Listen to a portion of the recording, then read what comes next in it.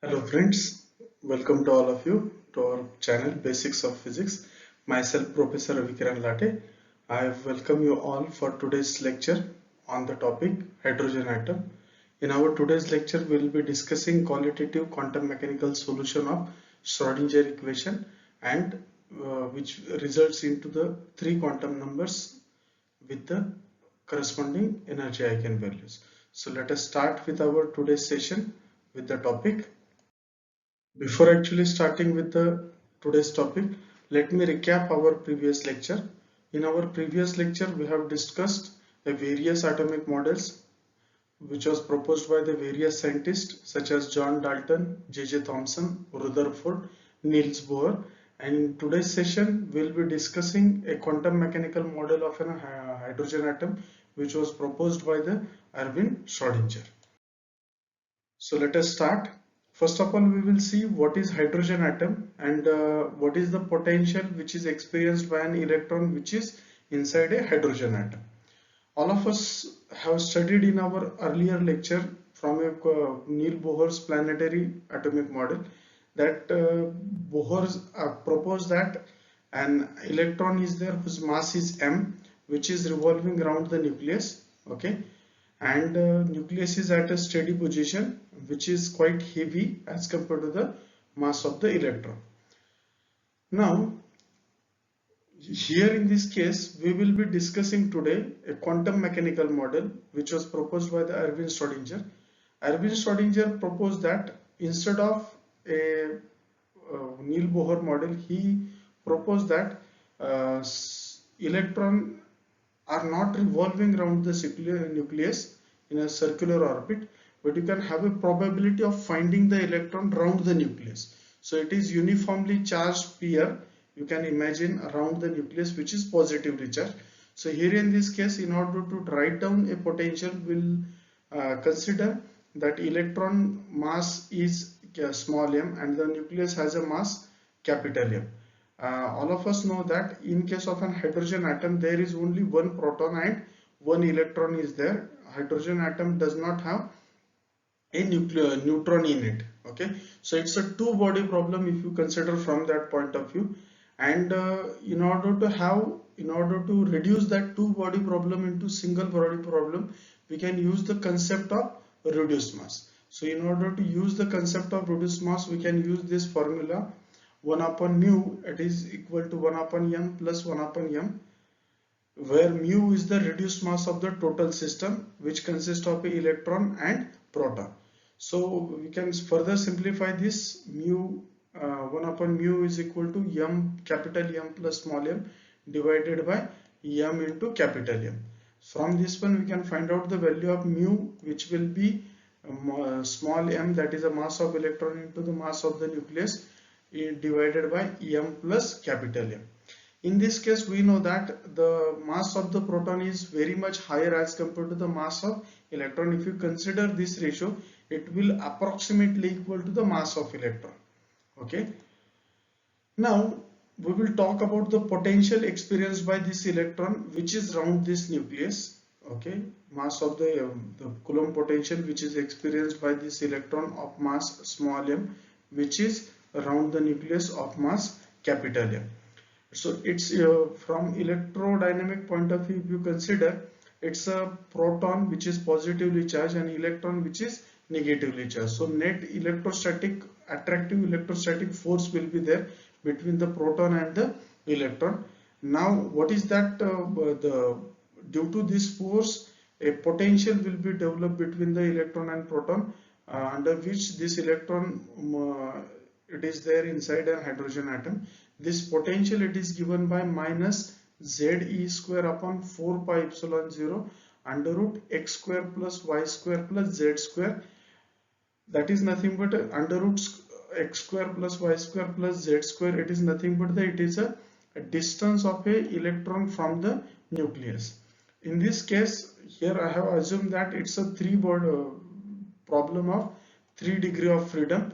If I assume that an electron has a coordinates x, y, z and nucleus has a coordinate 0, 0, 0, then the distance between this nucleus and the electron, it will be under root x square plus y square plus z square.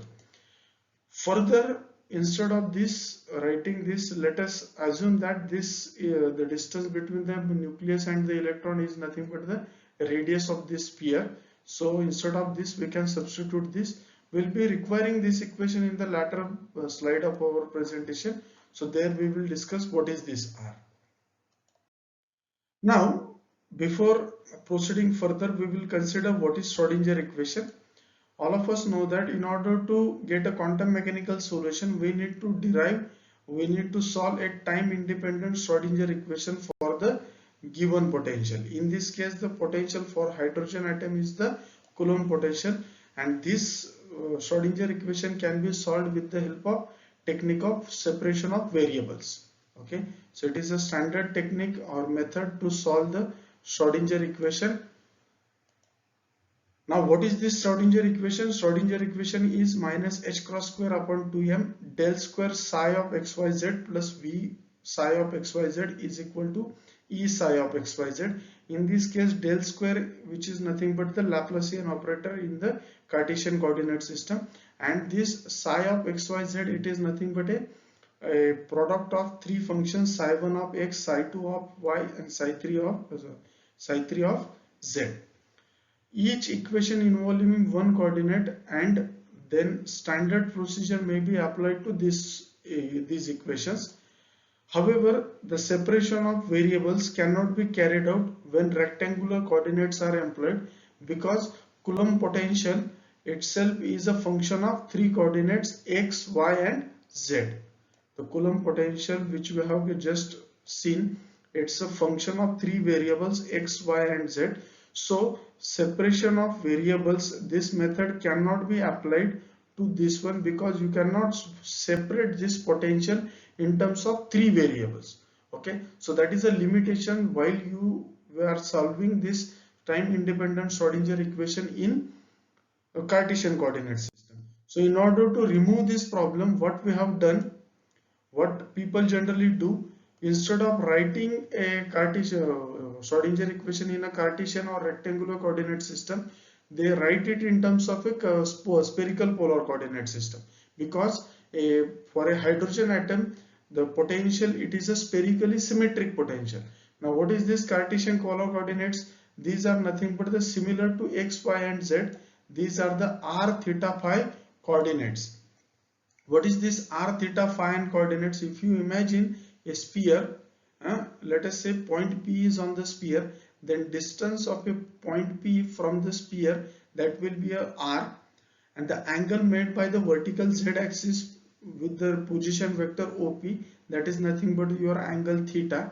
And if you draw a perpendicular from this, if you draw a perpendicular from point P on xy plane, and if you join that perpendicular with the, if you join this perpendicular with the origin, then the angle made by this line with the x-axis, that will be the azimuthal angle phi. You have a transformation equations from Cartesian coordinate system to the spherical coordinate system. These transformation equations are given over here. X is equal to r sin theta cos phi, y is equal to r sin theta sin phi, and z is equal to r cos theta. If we use this one, in this case, r is nothing but the square root of x square plus y square plus z square. So instead of this square root of x square plus y square plus z square, we can substitute value of r. So a Coulomb potential in terms of spherical symmetric potential, you can write it in terms of spherical coordinates as minus z e square upon 4 pi epsilon 0 r.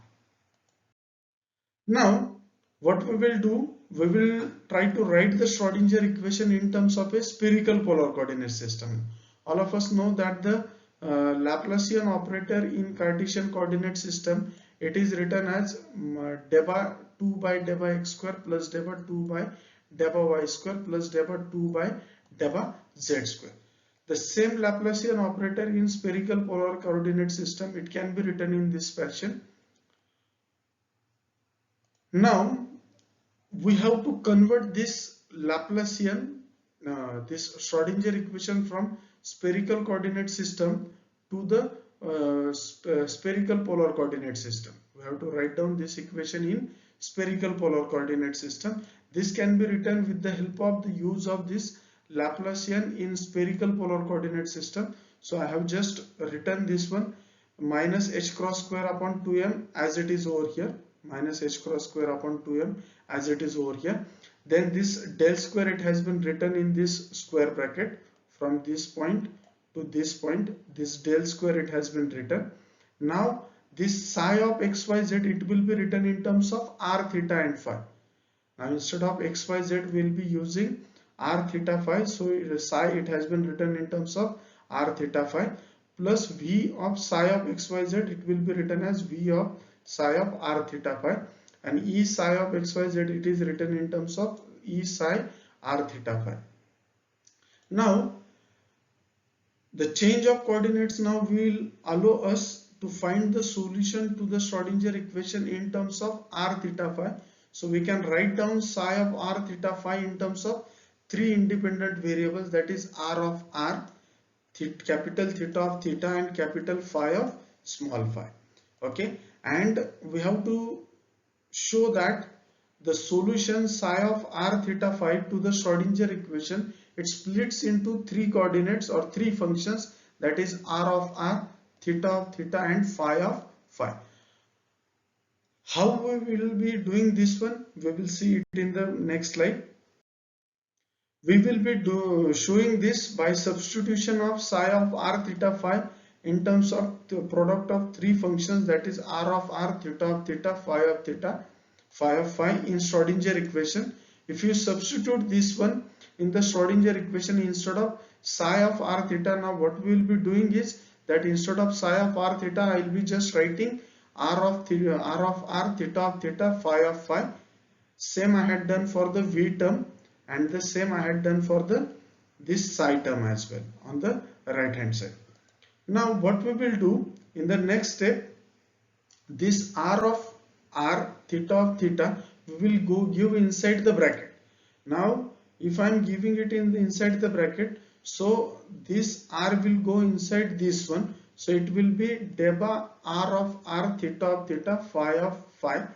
Same it goes at the theta term as well, for phi term as well. Okay, and these two terms will be as it is.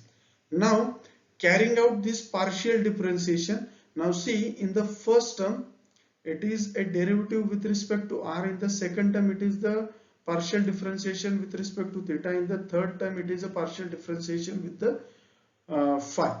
Now we know that if you are having a partial differentiation of one variable, other variables we need to keep constant. So in this first term, this theta and phi, it will be constant. In the second term, this r and this phi, it will be constant. In the third term, this r and theta will be constant. So performing this partial differentiation, what we will get, this partial derivative, it will convert it into the complete derivative. So it will be, instead of deba, I had written dr by dr. Same is the case for the d theta by d theta, and same is the case for the d phi by d phi. Now as theta and phi is constant, we will take it outside in the first term from this one, and in the second term r and phi is constant, so we have taken it out, and also r and theta in the second term it will be constant, so we have taken it outside. Now instead of this r of r, theta of theta, phi of theta, I have just simply written r theta phi in order to save our time. Now this is the equation which we have derived. Now what we will do, we will multiply the both side of the above equation by the minus 2 mu r square sine square theta divided by r theta phi h cross square. Now see, in this case it is h cross square upon 2 mu, h cross square upon 2 mu, and this, if you consider, in the first term it is theta phi, in the second term it is r phi, in the third term it is r theta. Now what we are doing, it is we are dividing with r theta phi. So if I am dividing r theta phi, multiplying by 2 mu, and also h cross square is there, so this first term will be going to cancel. Now see, and if you rearrange this equation, this last term we will write it as a first, So this r theta will cancel with this r theta. This h cross square will cancel with this h cross square, and this 2 mu will cancel with this 2 mu, and this r square sine square theta, that will cancel with this r square sine square theta. So in the last term we will be getting only d2 phi by d phi square, and this will be this capital phi, it will be there. Okay, this term we will keep it as it is on this left hand side, and rest of the terms we will shift it on the RHS. So we will get this equation over here. Now if you carefully observe, LHS of this equation, that is 1 upon 5 d2 phi by d phi square, it does not depend upon r and theta, it depends upon only parameter phi. On the other hand, if you consider the left RHS side of this equation, it depends upon the theta and it depends upon the r. So it suggests that that LHS side depends upon the phi, RHS side depends upon r and theta. Okay, so these two equations are equal. That means there must be some common value that does not depend upon the any of the variable r, theta and phi, and this constant value or common value we will note it, or we will designate as an minus ml square. Now why am I giving it as an minus ml square instead of some constant c or k? That we will have, because it will have a certain physical significance, because it will lead to some geometrical some condition which is important from physical point of view. Okay, now what is that condition? We will try to derive that. If you look at the first equation, we will designate that first equation, that is 1 upon 5 d2 phi by dl square is equal to minus ml square. Now I will transfer this minus 5 from this side to this side, it will get multiplied. So you will getting the first equation, that is d2 phi by d phi square is equal to minus ml square d phi. Let us call this as an equation number 1, because first of all we will be deriving all these three different differential equation. Then in the end of our lecture we will be trying to solve these equations. Similarly, if you consider the second equation, we will consider the RHS side of this equation is equal to minus ml square, which will further we will simplify. What we will do, we will take minus sine square theta common from this equation and transferring second term, which is minus sine theta upon theta d by d theta of this term, we will transfer this to the RHS. So after transferring this term to the RHS and taking minus sine square theta common and transferring to the other side, it will become becomes plus, and ml square, as it is sine square theta, it will divide, because we have taken this minus sine square theta common and we have transferred from this side to this side. So it will get divide to this ml square. So it is ml square upon sine square theta. This minus and this minus which is there in this minus sine square theta, it will become plus.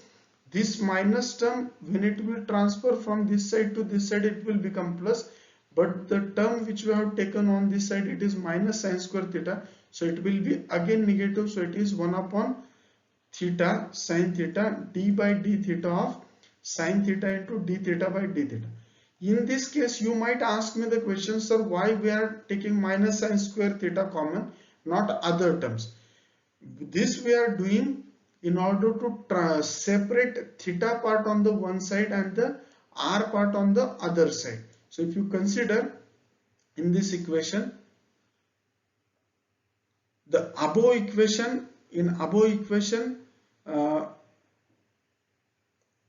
sine square theta terms or theta terms are on the right hand side and the r terms are on the left hand side. So if you consider this, the LHS of this equation, it does not depend upon all the variables. It depends upon only the r variable, and the right hand side, it depends upon only the theta variable. What does that mean? It means these two equations are equal. These two equations must be equal to some constant, Let us assign that constant as an L into L plus 1. Let us assign that constant as an L into L plus 1.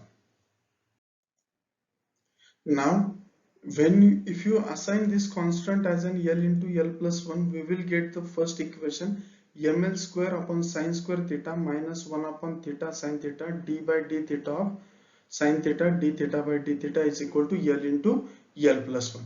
That is the second equation we are getting. In order to get a second equation, we will further simplify this. What we will do, we will take this theta from this side common and we will transfer to the other side.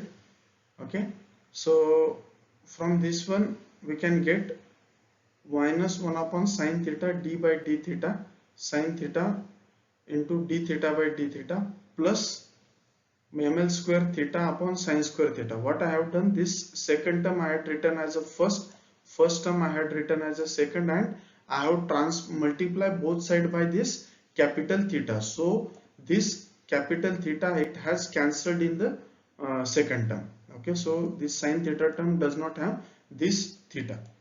Now if you consider the RHS side or LHS side of this equation, this is also equal to L into L plus 1, because we are setting each side is equal to L into L plus 1. So if you further simplify this equation, in order to simplify, what I'll do, I'll transfer this capital R from this side to this side. It is divided on this side. If I transfer on this side, it will get multiplied. So this will be after simplification you will get this equation.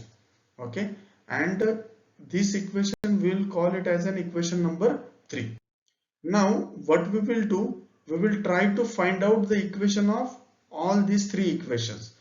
Out of that, the first equation was this, d2 phi by d phi square is equal to minus ml square phi, which has the solution of the form phi of phi is equal to e to the power ml phi. Now you might ask me the question that how we get this solution of this differential equation. Some standard methods are available for this one, but discussing these methods to get the solutions of these equations, it is beyond the scope of the present lecture, because we are interested in the qualitative solution of this hydrogen atom. So I'll just assume that this equation has the solution of this form, phi of phi is equal to e to the power ml phi. But we know that any eigenfunction in the quantum mechanics, it has to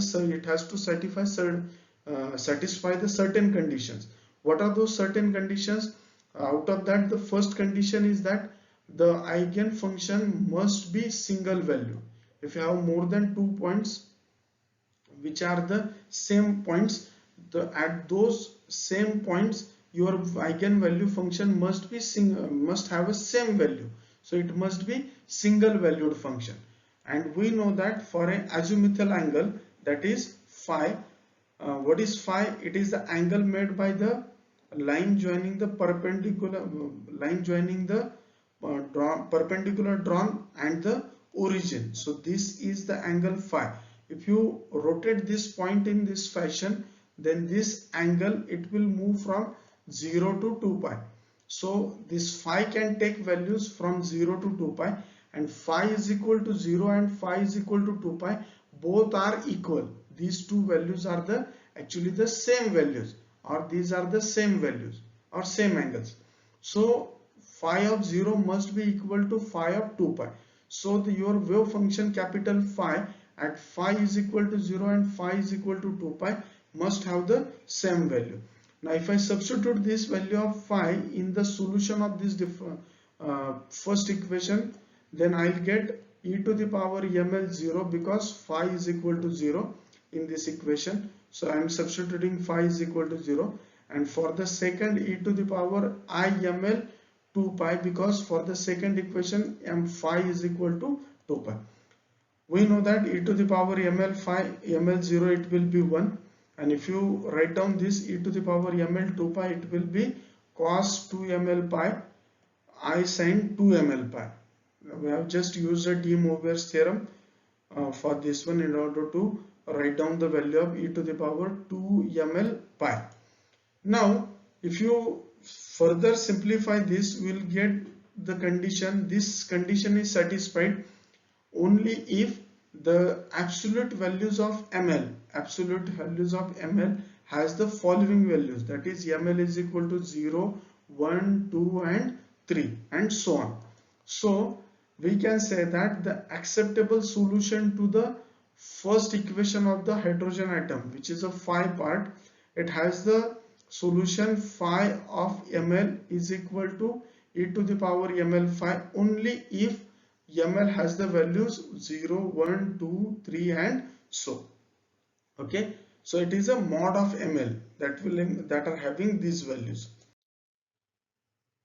Now if you similarly if you solve the second equation in the same fashion, we will get the acceptable solution for this theta part if the constant L, it has the following integer values, which are nothing but the mod of ml plus 1, mod of ml plus 2 and mod of ml plus 3 and so on. So depending upon the values of ml, you are getting the values of L. Okay, so this acceptable solution can be written in the form theta of L ml is equal to sine of this polynomial in terms of cos theta and in terms of L and ml. Now we are not going into the detail of this polynomial, what are these, but let me tell you this FL ml cos theta, these are nothing but these are the polynomials in terms of cos theta, which depends upon the value of the quantum number L and the absolute value of the quantum number ml, because it is a mod of ml on which it depends. Okay, so from this one we can suggest that we are getting a condition to use the quantum numbers L and ml to identify the function theta of L ml that are acceptable solution to the theta part in the Schrodinger equation. So now see, from the previous equation we get the value of ml.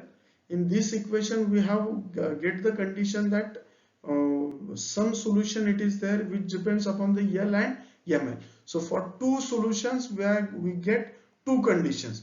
Now we will go ahead with the third equation. So that is nothing but this equation. Now we will try to solve this equation which is in terms of R. If you solve these equations, we will end up with a bound state solution of this equation. Bound state solution means a solution which remains finite for certain values. Okay, and this can happen for the constant value of E, and this total energy En, it can be calculated from this condition, and this condition it leads to this formula, that is mu z square upon e raised to 4 upon 4 pi epsilon 0 bracket square 2 n square h cross square. And if you do this calculation, you will find out that you will get this number to be minus 13.6 upon n square electron volt.